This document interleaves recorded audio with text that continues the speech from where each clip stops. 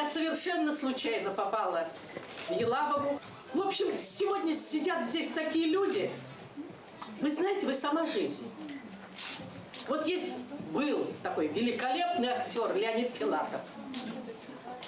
Вот я вам, мэрам наших настоящих, вы знаете, животрепещущих, живущих настоящей, не выдуманной, не фальшивой, настоящей жизнью. Вот это вы. Вот вам чисто импровизационно. Вот я просто не могу. Я должна прочитать вам это стихотворение.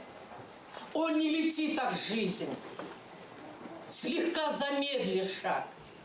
Другие же живут неспешно и подробно, а я живу мосты, вокзалы, поезда, промахивая так, что только свист в ушах.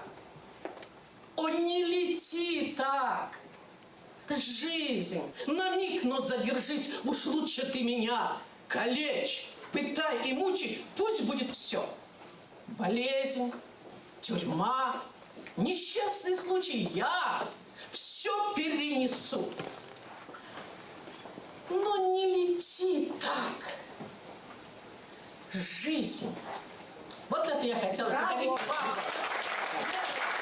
Спасибо большое, Халима Шакировна. Халима Шакировна Искандерова, заслуженная артистка Республики Татарстан.